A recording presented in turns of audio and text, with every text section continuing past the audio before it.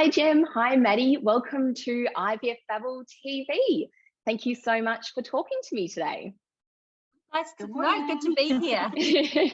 So I'm very excited to talk to you both. You have an absolutely incredible and beautiful surrogacy story to share with us. And you're also sisters, which I believe makes it even more special. And you have a book out.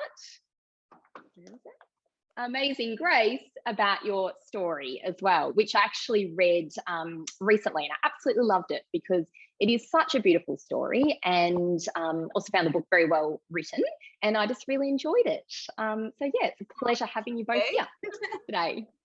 So Jem, I might start with you. If you can sort of talk through, I suppose, your infertility experience and what led you to surrogacy. And then Jem and Maddy, if you can both talk about your surrogacy journey together. And for those watching who aren't as familiar with gestational surrogacy, if you could just briefly explain what gestational surrogacy is. Yep, no problem. So hi, I'm Jem, and I guess our surrogacy journey didn't start initially as a fertility issue. It started because I was diagnosed with cancer, cervical cancer, when I was 31. Which was a real shock. I'd just come back from traveling and didn't even really realize that I wanted to settle down and have a family until I got told I had to have an urgent and radical hysterectomy, which meant I was never going to be able to have my own children, which was a really massive blow. Obviously, the paramount concern from a medical perspective was to remove the uterus. But from my perspective, I was very hesitant to do that because I desperately wanted to have a family. We've got 4 siblings, and we've got lots of cousins and things, and it was a real shock to be told that wasn't going to be my future potentially.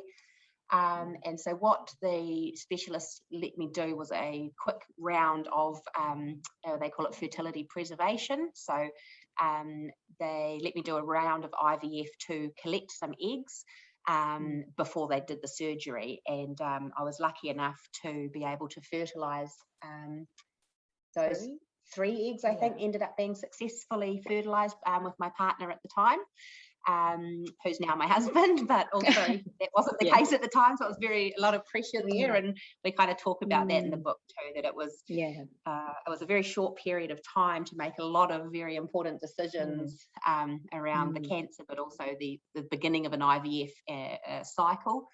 But it's all something you never imagined you would go through especially at 31. I can imagine you just would never in a million years dream that you would be faced with such a challenge, and that you would be making these such important life defining decisions at 31. Like, absolutely incredible. Yeah, that's right. And I think because Mark and I were in a fairly new relationship, we've been together for 6 or 8 months, it was just a lot for him to take on board. And bless him, he stuck by me, and we were successful in getting some embryos that were able to be frozen. And then I went through the cancer treatment, and interestingly, they ended up being able to save my ovaries, and they've hitched them up. They call it transplanting them, so they've kind of hitched them up above, so that after the surgery, when I had the radiation, they wouldn't get affected by the radiation therapy, and so I didn't have to have any impact on hormonal additional menopause, any additional hormonal stuff. So that was really lucky. And I think it was really after the treatment had finished that grief really kicked in about what the implication of the cancer has been dealt with, and thank goodness, but also then the grieving kicked in about what I'd really lost. And I think that's when Maddy started saying, look, that's when you stepped in and picked me up off the floor a bit. I could see, I think, watching her go through it, and I'd already sort of talked about it briefly with my husband. He knew it was coming, and he knew that it was what we were going to do before I even said it.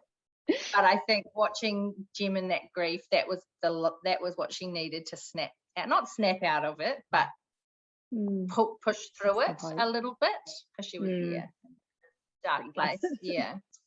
So that's when we got the ball rolling on the oh, goodness.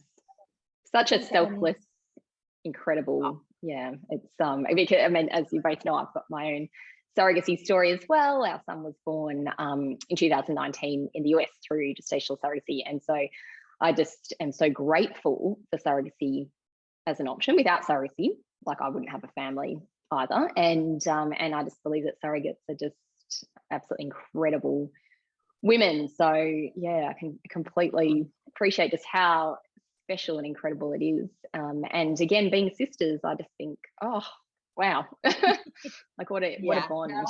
Yeah, definitely having that relationship. I mean, I can only speak to our experience as being, we've always been really, really close. So I don't know what it's like, if you like what your experience with someone who's outside the family doing it, but I think it definitely was a helpful relationship to already have in place throughout the process. But yeah, wouldn't change a thing. Grace was worth every second of it. Yes, I bet. I think it maybe helped as well because when you said with the difference between a gestational surrogacy and a traditional surrogacy. Yes.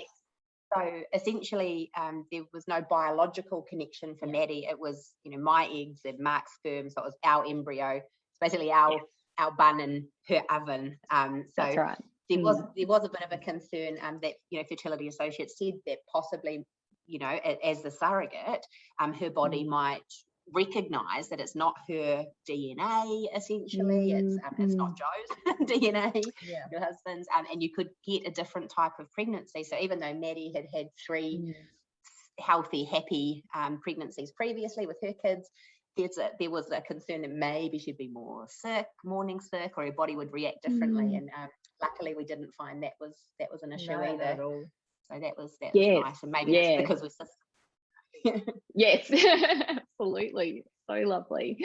And so, as I mentioned before, we have this fantastic book out, Amazing Grace, and Jem, I believe it is your mother-in-law who wrote the book. Yes, is that right? Yes, she's fantastic. So Venetia Sherson, she's my mother-in-law. She's just an amazing woman for many, many reasons. But she was the editor of a newspaper here in New Zealand for many, many years, and she's retired now, but does a lot of freelance work. Particularly, she's very good at human interest type stories. Writes for a number of magazines, and she said, "Well, look, it's just such a beautiful story. Why don't I try and document it, a little bit, write about it for Gracie for when she gets bigger." Yeah. And it was really just became a bit of a labour of love. We'd just meet up and we'd talk about different aspects of the process and over a cup of tea and many cups of tea. A glass of wine, I'd have to say. And we just started writing it, and it just kind of came together. And she's such a fabulous writer, and I think because she was very close to the process, she was able to capture the emotion and the ups, and there were some downs. She's pretty honest about that, and she also knew, I think it was really cool that she took account of what the men's involvement was. And I think we've had a bit of feedback about that too, that I think we've called it, they're not bit players. You need surrogacy. It's so different because there's 4 people, or sometimes more if you've got donors as well. That's true. There's 4 people in that relationship to bring this baby into the world, and there's a lot to consider, and it's really important to have the men on board and understanding and supporting, and sometimes banging your heads together and making sure everyone's still happy with each other. So we did try to kind of be honest about that in the book as well. No, and I think you're right. I think it is absolutely beautifully written, and I think definitely the emotion comes through very strongly in the book, which I think is a combination of Vanita's writing and then also her relationship with you. So it's absolutely beautiful, and that you have this book now for Grace, a testament to her, a labour of love, like you say, which is fantastic. How did you find when you're working together to tell the story? Did you find it difficult at times, like reliving some of the challenges and the heartbreak that you experienced, or did you find it fulfilling, knowing that you were going to be helping so many people, or did you find it therapeutic? I'm just curious how you found the experience of all working together and writing this beautiful book. I think for me, it was it felt like I enjoyed reliving most of it, even the hard bits, because there's certainly some bits that were still really raw. But it was a real sense of, I think, gosh, we got through this, and look what we've been able to achieve. And without speaking for Maddy, I think it was just so cool to be able to share with people what she did for us, because I can't articulate when I watched her bring this child into the world, and the pain and it was a long labour. Oh, was it? A couple Yeah. of days. You know, the selflessness of actually what she did for us was just, I wanted everybody to know about it. But also we couldn't find much any material, or I wouldn't say necessarily resources, but we knew about maybe Kim Kardashian, and in New Zealand there's Tony Street, and there's celebrities that had done it. But we're like, what about us normal people? We couldn't find anyone who was talking about it. There was no books about it or anything. So I think that was kind of, we wanted to share our story to give people hope, like this does happen just in normal life as well. It can happen. And I think like on the hope type thing, without sounding cheesy or anything, the fact that it was such a hard thing that you went through, and then it had such an amazing outcome, and you got through the cancer, and you have a family. Even we've had feedback from friends of ours, fathers, who have shared it with their 65-year-old man friends who have battled cancer, and they've cried, and they've thought, wow, this is an amazing story, because it just shows what is possible and how you can push through these adversities that you get faced with. So it hasn't just, it's just been really quite humbling and nice to hear that it's actually helping people facing all different types of barriers and obstacles. So that's very, makes it really special. Absolutely. It's it's a story of hope and love and resilience, which I imagine a lot of people would resonate with. So absolutely amazing. So can I ask, just the day that Grace was born, like, how was that experience? I read a little bit in the book, but if you could tell us. From different places. So Grace was born at home, and I'd had 2 previous home births with my sons, and knew that that's sort of how we would probably proceed with Grace. And Jem had been at my first daughter was not born at home. She was born in Perth, and she was by cesarean. And Jem had been at all 3 of those births, and she was quite on board and happy. She'd seen the 2 different ways that my babies had been brought into the world, and we had an amazing midwife who I already had the most beautiful friendship with.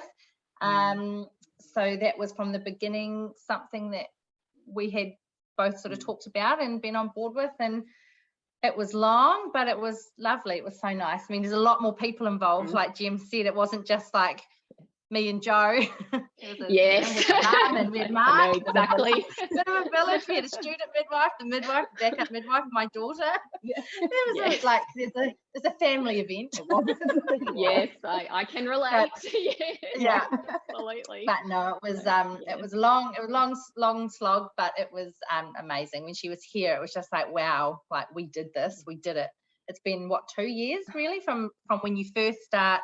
When you first ring Fertility Associates to say, we're going to do this, we found a surrogate, we're ready to get the ball rolling, you would know the whole process. We have an ethics committee that you have to get approved by. So it's counselling, forms, paperwork. Blood test.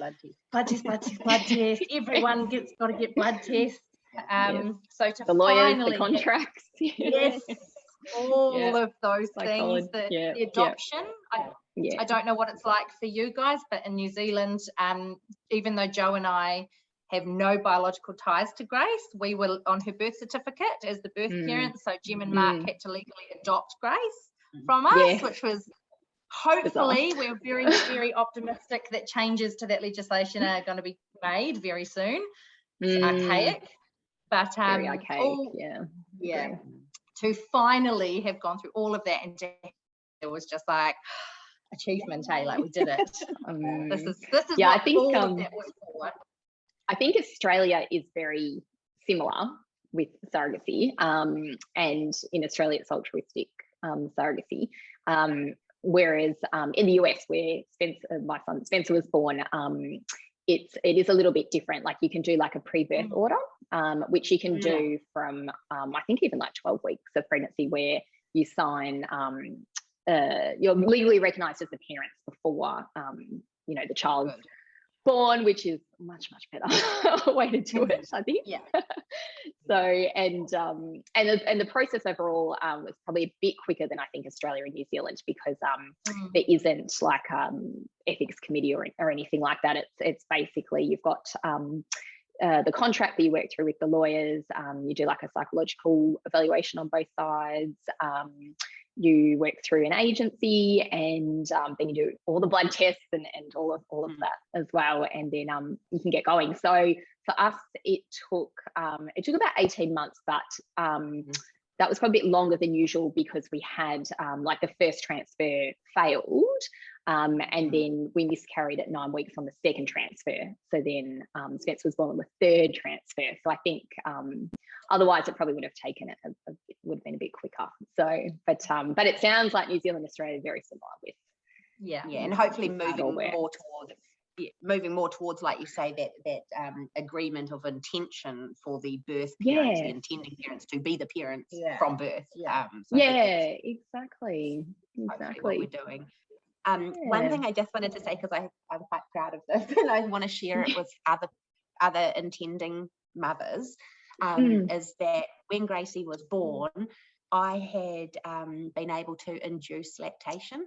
Yes, and I read that. That was something I didn't even know I didn't even know that was a thing, actually. So ultimately I was able to breastfeed Gracie, and I just think it's neat, and it was the most, I'm so glad I was able to do it. I stuck at it and got a bit of success with it, because for any other mums out there who are wanting to breastfeed a baby they haven't birthed, it certainly is possible, and there's some protocols that you can follow through Jack Newman, etc., and it's just a whole lot of pumping and a little bit of trickery with your body, and you'll be able to do it. And when Gracie was born, obviously caught her and I put her onto Maddy to allow that process to happen for the afterbirth, etc.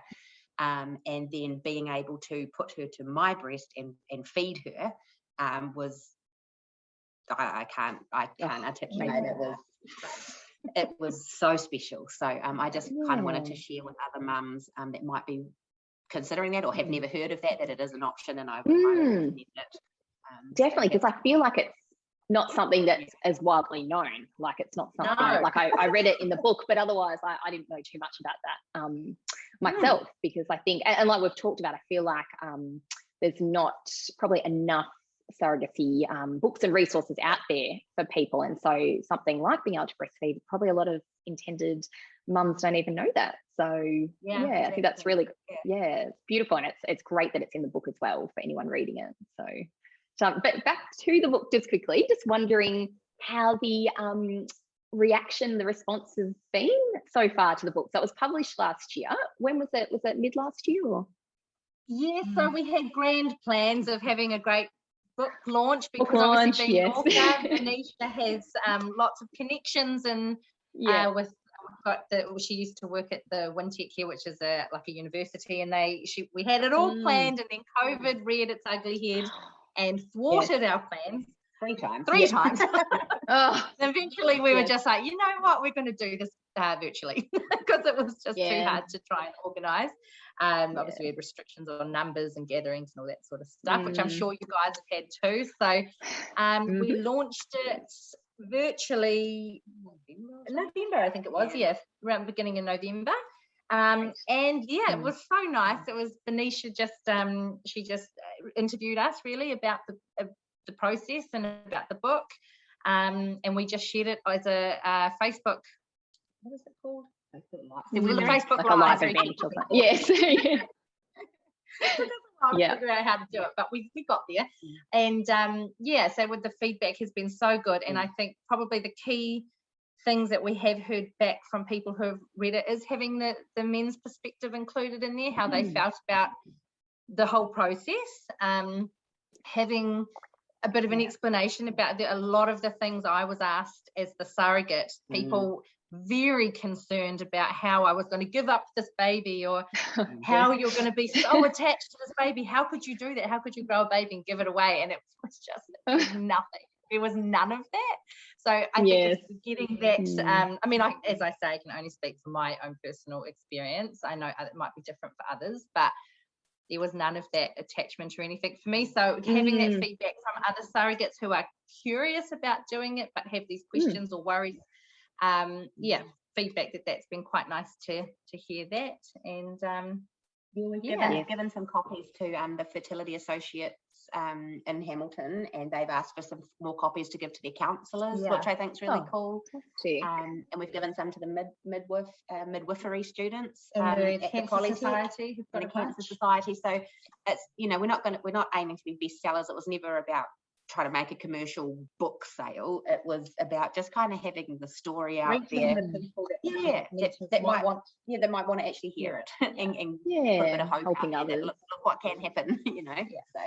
Absolutely. And so for anyone who wants to buy Amazing Grace, so I know you've got your Instagram Amazing Grace NZ, and that there's a link in your bio to your website where people can buy the book. Is that the best way for people to buy it, or is there other ways people can purchase the book? You can always, you can find us on Facebook. We're just Amazing Grace, New Zealand Surrogacy Story. There's a link there to our website, which is just www.amazinggrace.co.nz. You can buy it straight through there, or you can send us a message if you'd rather just contact us directly. Message us on Facebook or Instagram, and we can just post it. I've just got the books sitting in a box here, so I just post them out. We also say we donate $1 of every sale directly to the Cancer Society. Books are $20, and we donate $1 from every sale to the Cancer Society, because they were just such a massive support. But also, even if you're not wanting to buy the book but just want to have a chat, or have any questions for Maddy as a surrogate, or the breastfeeding thing, or anything, we're really happy to chat with people about it. Reach out. That's great. Well, before we finish up, I just wanted to check if you had any final thoughts or comments that you wanted to leave us with. I have one exciting thing to share.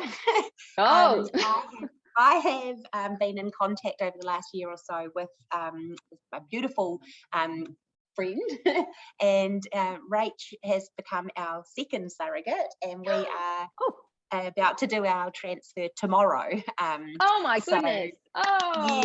Next time we chat, I might have some good news for you for a sibling for Grace. Fantastic. That's amazing. I just wanted to share that with people, because I met her through a Facebook group. And I know it's difficult. People don't know where to start, and I worried about trying to reach out after already having had the blessing that Maddy had given us. Was I a bit greedy to ask if anyone else wanted to help out? And the reaction was really positive. And there are people out there who want to do this and to help people make a family or create a family. So don't be shy and reach out and look at all these groups on Instagram and Facebook, because there really are some genuine people out there who want to help. So that's fantastic. Well, I think Maddy, I know that with our surrogate Leah, she said that, you know, she got so much out of it. Like, she just found it such a rewarding, fulfilling experience. So even though you know, she was helping us so much, as like, I got just as much out of it. Like, she would say to us, like, you know, that it's like being a surrogate can be such an incredible experience, you know. It really is. And it is something that on a bad day I can look back and be like, oh, that's right, I did this great thing. And I won't be shy to say I will feel good about myself for doing that for the rest of my life, because it really did fill my cup. Like, it filled, it was just fulfilling. It was an amazing thing. Like, I would have loved my nieces. I love all my nieces and nephews anyways, but, you know, just to see this little girl, she's amazing.